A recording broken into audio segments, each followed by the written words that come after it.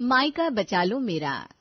तुषार और गुंजन की शादी के बाद गुंजन अपने ससुराल पहुंच चुकी थी और तुषार की मां गायत्री धूमधाम से बहू की गृह प्रवेश की तैयारियों में लगी हुई थी। गुंजन बेटा, अपने दाहिने पैर से ये चावलों का कलश गिराकर घर में प्रवेश करो। भगवान करे जैसे ये चावल मेरे आंगन में बिखरे, इसी तरह तुम्हारे कदम पड़ते ही इस घर की खुशी, सुख और समृद्धि में 4 चांद लग जाए। सास के मुंह से इतनी प्यारी और मधुर बातें सुनने के बाद गुंजन की आंखों में 2 आंसू लुढ़क जाते हैं, जिन्हें पोंछकर वो खुद को सामान्य करने की कोशिश करने लगती है। अरे बेटा, तुम्हारी आंखों में आंसू? देखो, ये मायके के आंसू मायके के साथ ही पीछे छोड़कर आने होते हैं।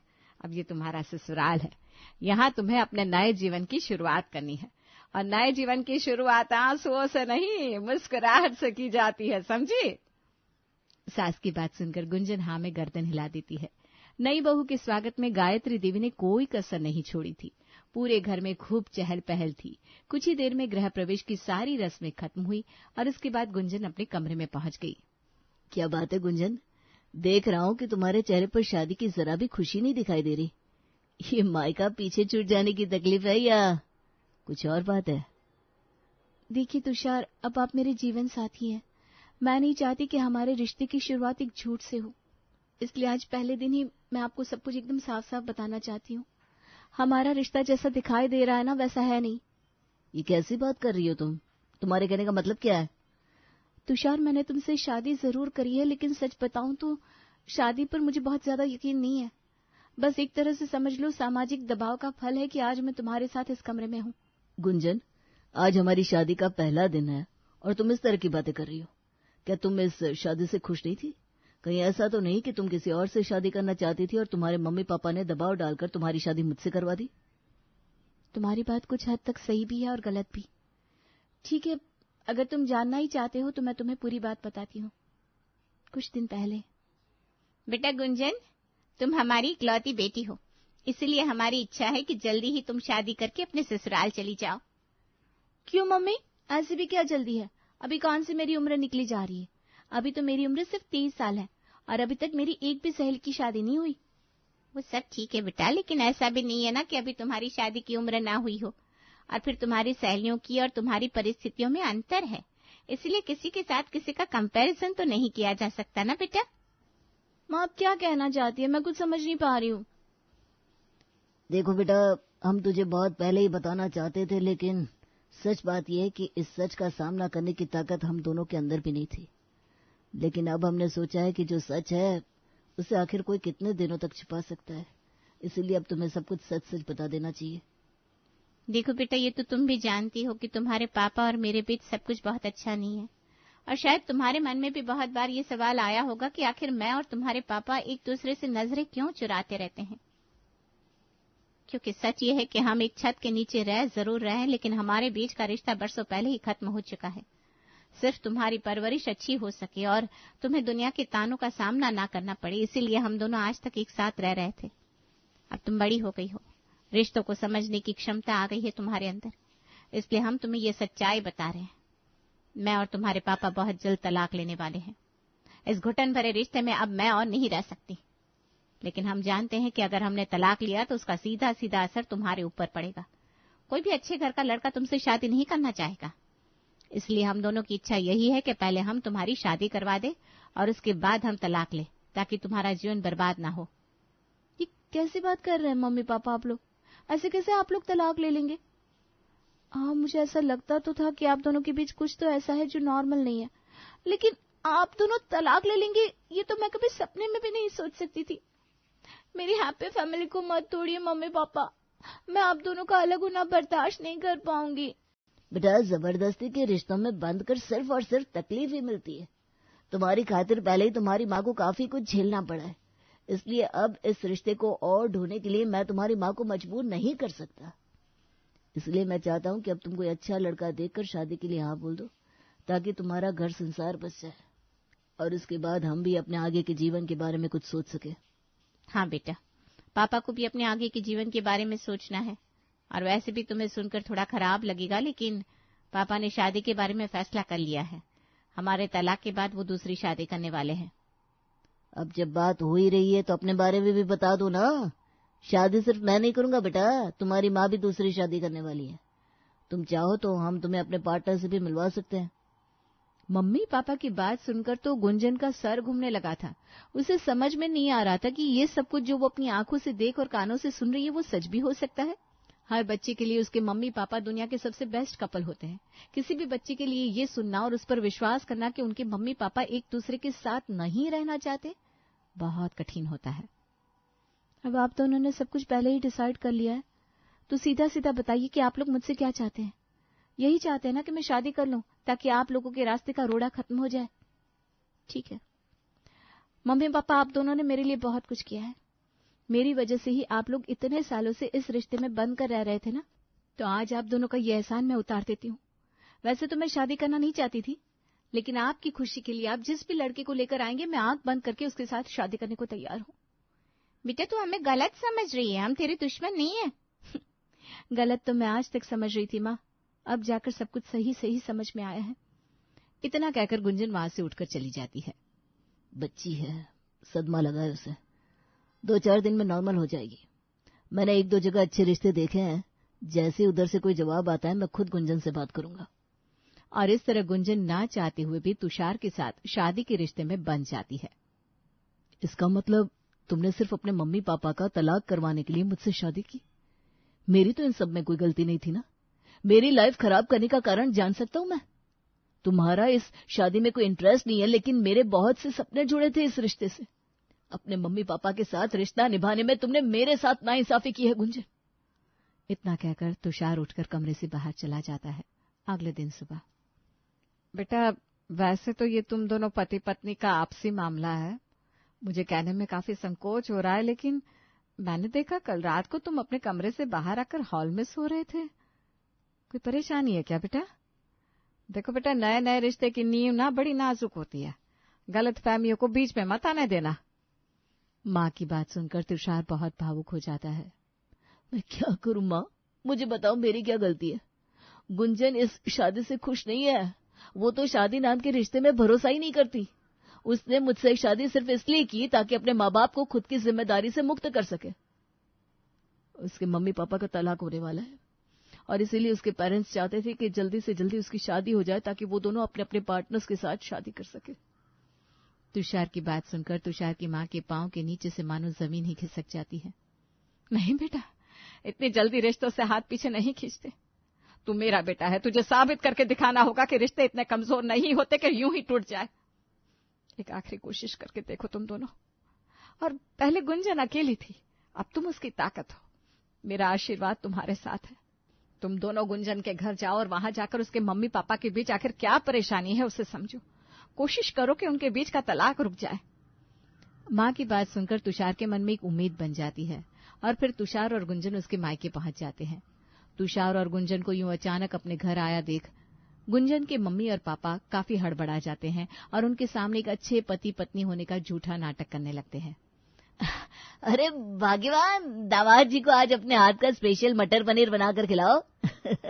बिल्कुल वैसे ही बनाना जैसे जब हम तुम्हें देखने आए थे तब तुमने बनाकर खिलाई थी। अरे दामाद जी क्या बताएं, इस मटर पनीर के चक्कर में फंस गया हूं और तुम्हारी सासू माँ से शादी हो गई। इतना सुनकर तुषार और गुंजन हंसने लगते हैं। रहने दीजिए, आप फंस गए तो ऐसे कह रहे हैं जैसे मैंने बड़े डोरे डाले थे आपके ऊपर। दामाद जी जब ये मुझे देखने के लिए आए थे ना, मैं तो उनके सामने भी नहीं आई थी। हमारे जमाने में कोई लड़का लड़की एक दूसरे को पसंद करके थोड़ी ना शादी करते थे। मेरे पापा ने कहा इस लड़के से शादी करनी है, बस चुपचाप जाकर मंडप में बैठ गई। तुषार महसूस कर रहा था कि दोनों एक दूसरे के बारे में बात करते समय काफी खुश नजर आ रहे थे। गुंजन, तुम्हारे मम्मी पापा मेरे सामने अच्छे पति पत्नी होने का नाटक कर रहे हैं। नाटक में ही सही, लेकिन देखो एक एक यादें ताजा है मम्मी और पापा के जहन में एक दूसरे की। छोटी से छोटी बात उनके मन में एक मीठी याद बनकर दबी हुई है। मुझे ऐसा लगता है कि मम्मी पापा के बीच में सब कुछ खत्म नहीं हुआ। अगर ऐसा होता तो नाटक का एहसास उनके चेहरे पर जरूर दिखाई देता। अगले दिन तुषार अपनी सास से अकेले में मिलता है। मम्मी जी, आप इतनी अच्छी इंसान हैं। आप पर मुझे गर्व है कि आपने अपनी बेटी को इतने अच्छे संस्कार और समझ के साथ बड़ा किया। फिर ऐसा कैसे हो सकता है कि आपके और पापा के रिश्ते इतने कमजोर हो गए? न जाने क्यों मेरा मन ये मानने को तैयार ही नहीं है कि आप किसी और से शादी करना चाहती हैं। आपके जैसी अच्छी औरत के बारे में इस तरह की बात ही मुझे बर्दाश्त नहीं हो रही। बेटा, कुछ बातों पर अपना बस नहीं चलता। ऐसा नहीं है कि मैं गुंजन के पापा के साथ रहना नहीं चाहती थी, या शुरू से मेरे मन में ऐसी कोई इच्छा थी कि मुझे उनसे अलग ही होना है, लेकिन शायद किस्मत को यही मंजूर था। और फिर जब गुंजन के पापा जीवन में आगे बढ़ गए तो मैं कब तक लकीर की फकीर बनकर वहीं पर बैठकर अपना सर पीटती रहती। मैंने भी जीवन में आगे बढ़ने का फैसला कर लिया। ठीक है मम्मी जी, अगर ऐसी बात है तो आपको बुरा फील करने की कोई जरूरत नहीं है। मैं खुले दिल से आपके रिश्ते को स्वीकार करता हूँ। कल हम तीनों डिनर पर चलेंगे। आप उन्हें भी वहीं बुला लीजिए जिससे आप शादी करने वाली हैं। गुंजन और मैं भी उनसे मिलेंगे और फिर वो हमारी फैमिली का एक हिस्सा बनने वाले हैं। हमारा पूरा अधिकार है ना कि हम कम से कम उनसे मिलकर बातचीत तो करें। दामाद की बात सुनकर गुंजन की माँ विशाखा थोड़ी घबरा जाती है। अच्छा ठीक है बेटा, मैं उन्हें फोन कर देती हूँ, कल वो हमें वहीं होटल में मिल जाएंगे।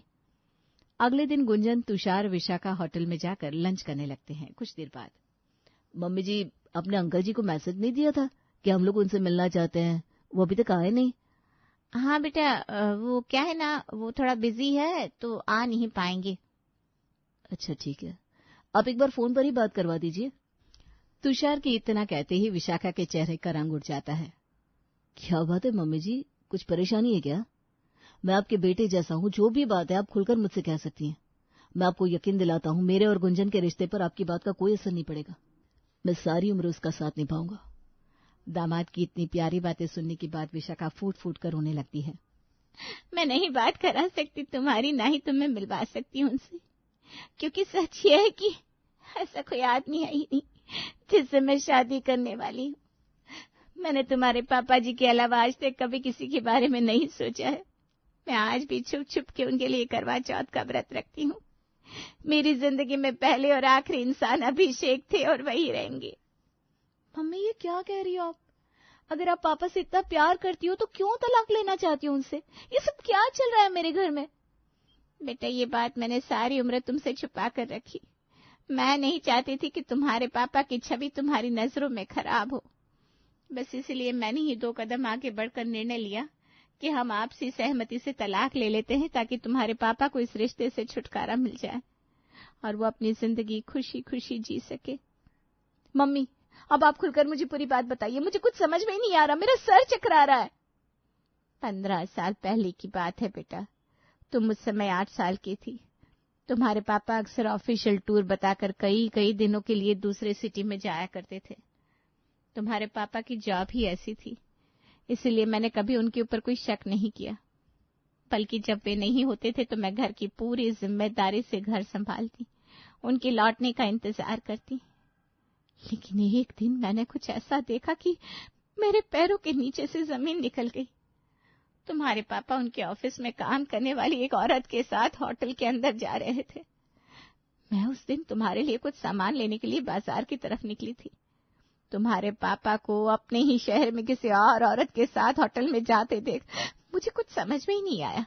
मैं उनके पीछे पीछे रिसेप्शन पर गई तो रिसेप्शनिस्ट ने बताया कि तुम्हारे पापा वहां पर मैरिड कपल बनकर रुके हैं और उस औरत को उन्होंने अपनी पत्नी कहकर अपने साथ होटल में रखा है।